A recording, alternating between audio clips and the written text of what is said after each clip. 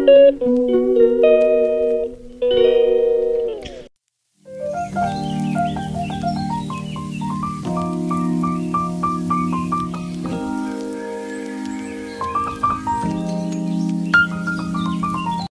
Morning বন্ধুরা, ঘরকন্যার হেসেলের নতুন একটি ব্লগে তোমাদের সকলকে স্বাগত জানিয়ে আজকের ভিডিও শুরু করছি।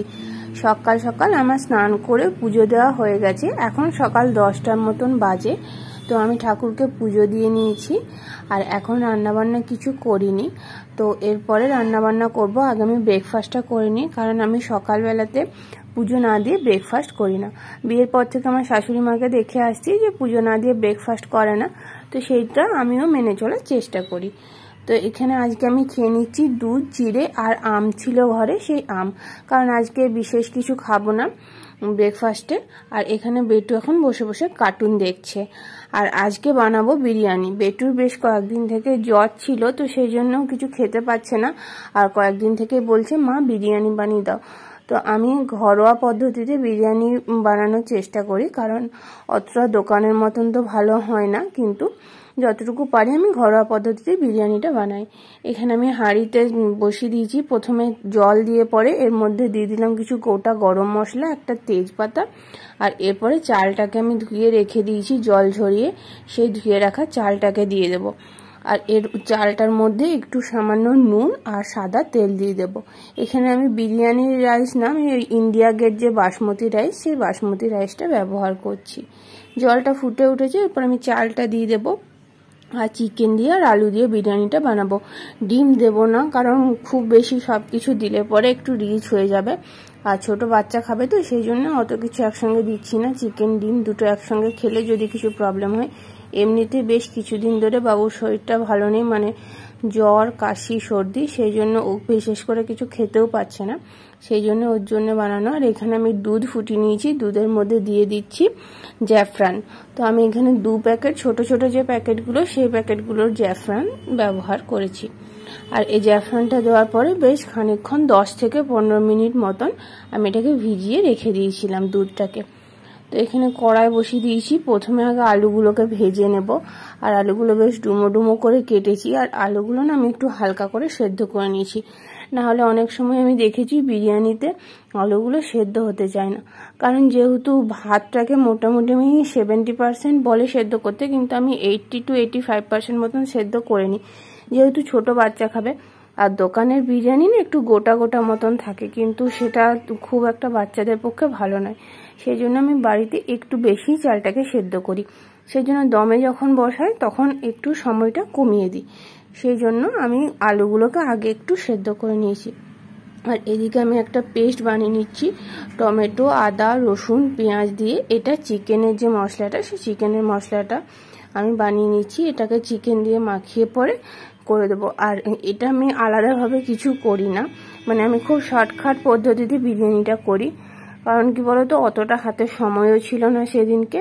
আর বাচ্চার শরীর খারাপ হলে যা হয় দেখবে বন্ধুরা, বাচ্চার শরীর খারাপ হলে মাকে সেরকমভাবে ছাড়তেই চায় না। আর সেদিন ওর জ্বরও ছিল, তো সেই জন্য সকালে ড্রয়িং ক্লাস পাঠাইনি। তো সেই জন্য আমি খুব তাড়াতাড়ির মধ্যে বিরিয়ানিটা করছি।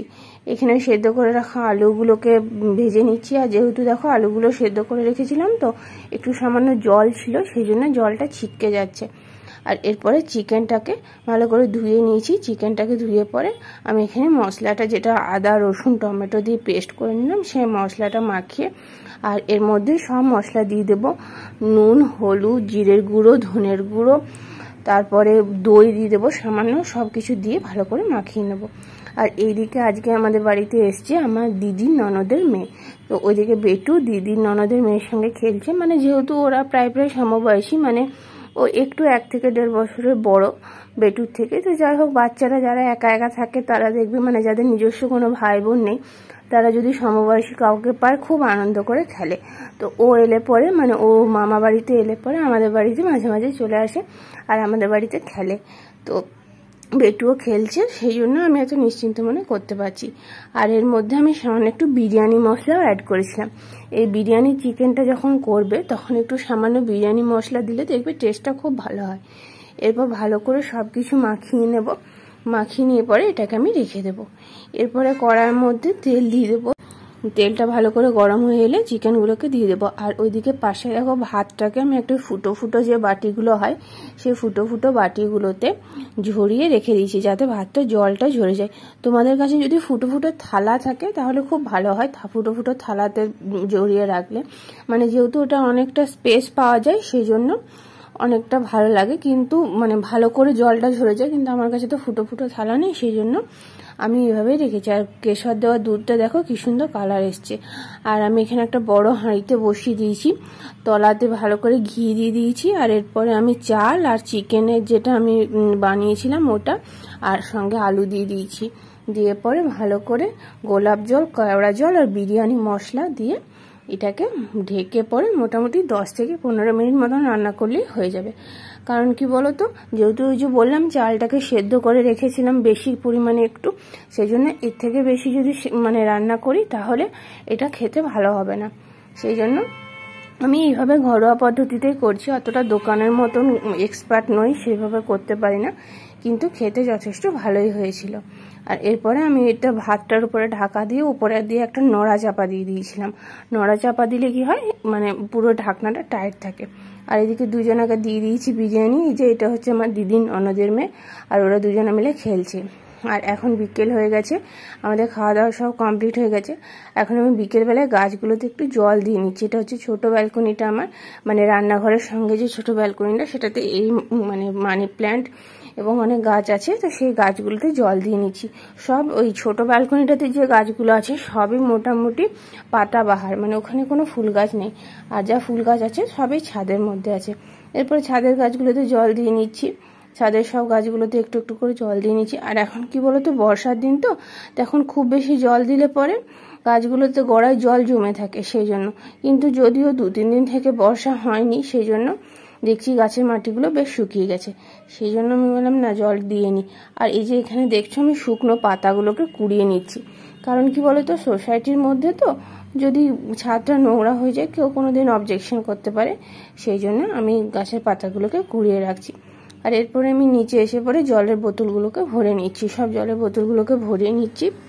আর মোটামুটি আজকের মতন আমার কাজকর্ম কমপ্লিট হয়ে গেছে। এরপরে রাতে রুটি সবজি যেটা হবে, আর এই জাগটাতে জল ভরে রেখে দিচ্ছি, তাতে না আমার রান্নাতে ভীষণ সুবিধা হয়। তো বন্ধুরা আজকে ভিডিওটা এখানেই শেষ করছি। আশা করছি ভিডিওটা তোমাদের একটু ভালো লেগেছে। যদি ভিডিওটা একটু ভালো লাগে তাহলে অবশ্যই চ্যানেলটাকে সাবস্ক্রাইব করে পাশে থাকবে, আর লাইক কমেন্ট শেয়ার করে দিও।